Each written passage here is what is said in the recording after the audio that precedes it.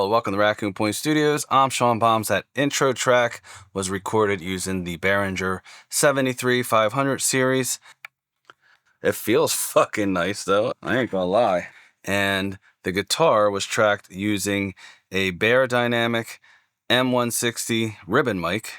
The bass was the line out of an Ampeg SVT3 Pro, and that was going into the preamp in. And then, what else? The vocals were recorded using a Bach 195 and going into a distressor.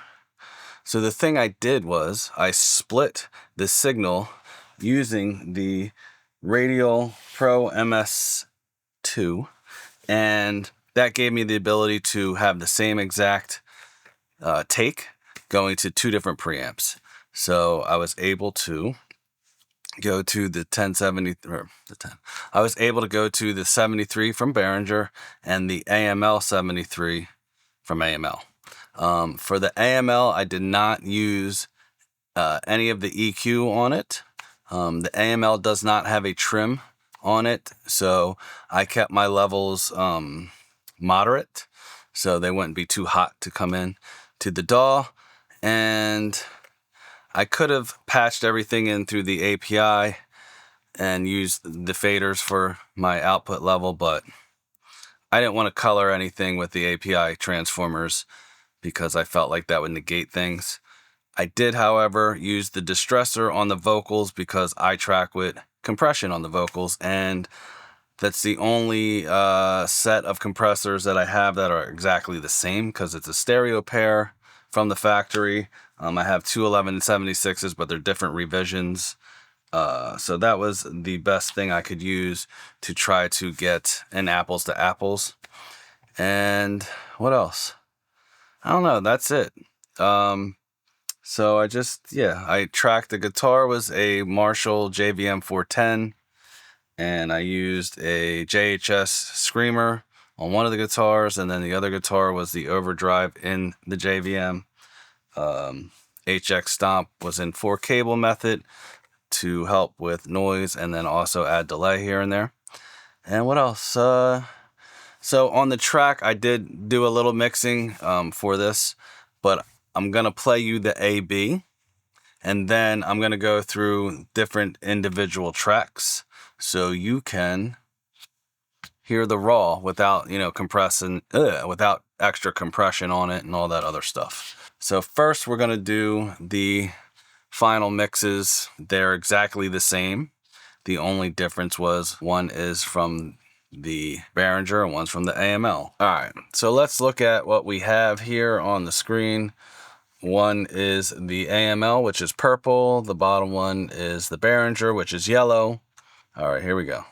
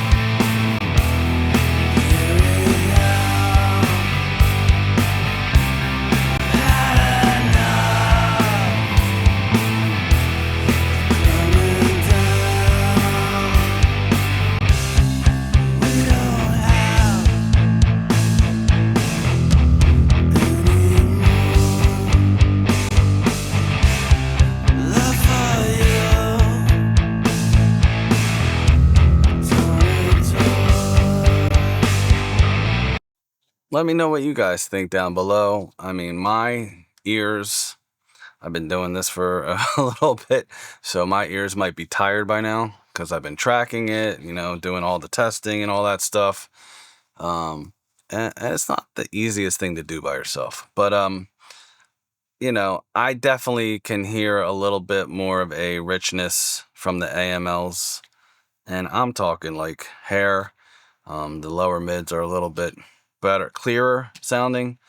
And these are things you're only going to really pick up on, I think, when you build a track. And that's why I did it like this, because we can do like a vocal versus vocal, or one guitar versus another one guitar. And, you know, the differences will be more subtle in that kind of comparison. But once you have things stacked, that's when you can really hear things. I've done tests like this before when I had the Heritage Audio 573 Juniors and their Elite series, where I ran a bunch of line levels into the stuff, like a whole 16 tracks of audio or whatever. And yeah, and the differences I could hear clearly that way. There was a lot more. The Elite series had more upper mid-range harshness, and yeah, there was differences. Let's just say that, which is expected because they're built in different fashions with different components. So same thing here. They're going to be a little different. Now, the thing is, you got to think about this. Forget about the EQ section of the AML. Just forget about that. The things are $900 a piece, and that is a good price for something with that style of preamp and EQ.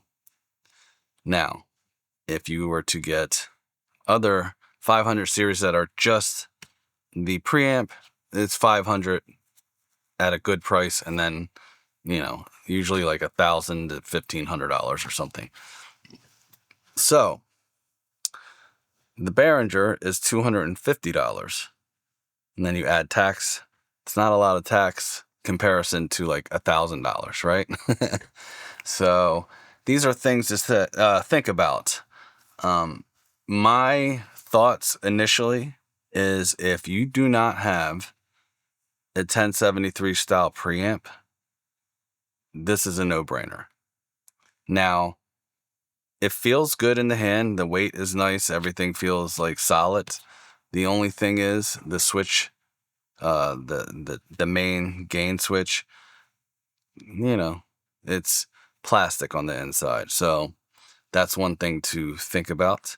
Longevity, who knows? But I don't feel anything. It doesn't feel cheap to me. I wouldn't have known that it was plastic on the inside if Mitch from DIY Recording didn't open it up and show everybody. So that's one thing to think about. But other than that, man, like, I think it sounds really good. All right, so let's go individually through these. And I'm going to take off all the all the bus processing. I'm gonna leave the limiter on just so I don't mess anything up. I only put high pass filters on the vocals, the same exact one. I'm gonna take this tape off and all this stuff off the bass. So we're just gonna be hearing the raw, and we're not gonna listen to the drums at all. All right. So let's start with the guitars. AML is red, Behringer is yellow. So everything Behringer is going to be yellow in this comparison.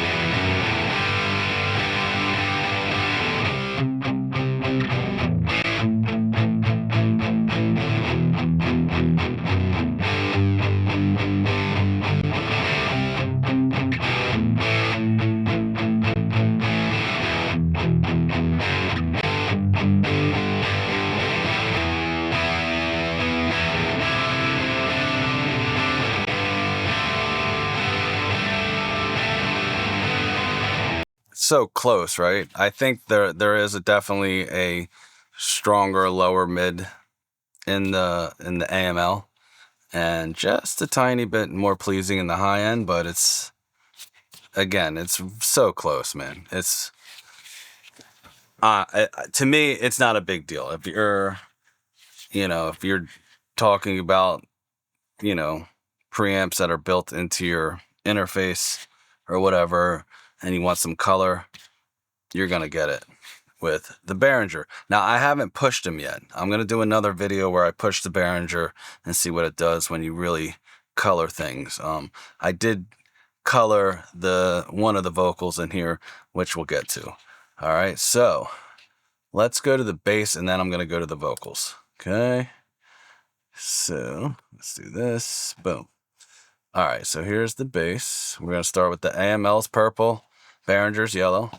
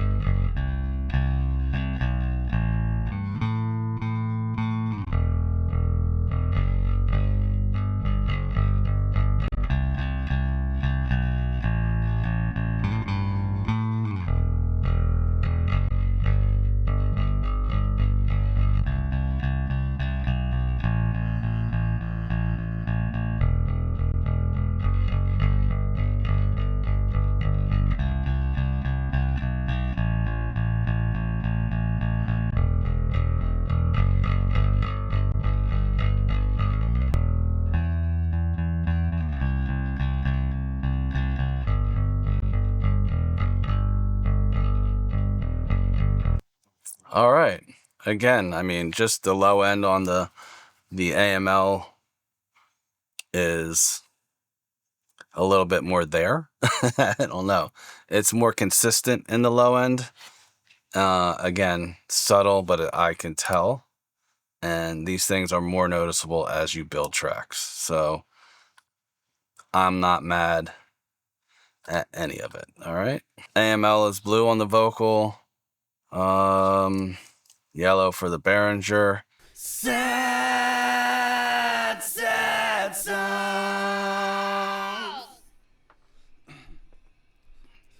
And I don't wanna sing along. Sad, sad songs.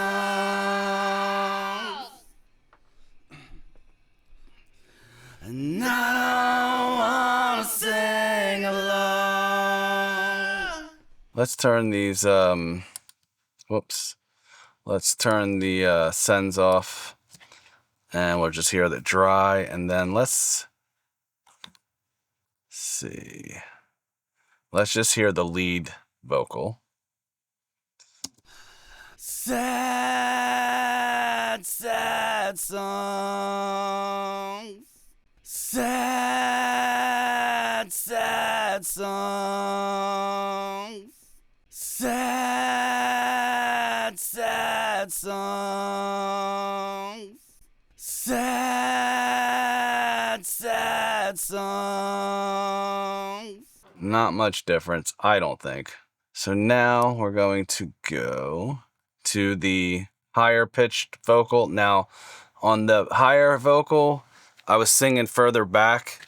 I had the gain up to 45 on both preamps, and I pulled the Distressor's input back so it wasn't overly compressed. It's still doing a lot of compression, but it wasn't doing, what it would have been doing had I not compensated for the extra gain. All right, so now we're going to hear that scream in the background. Do not know what it's going to sound like when it's by itself. Sad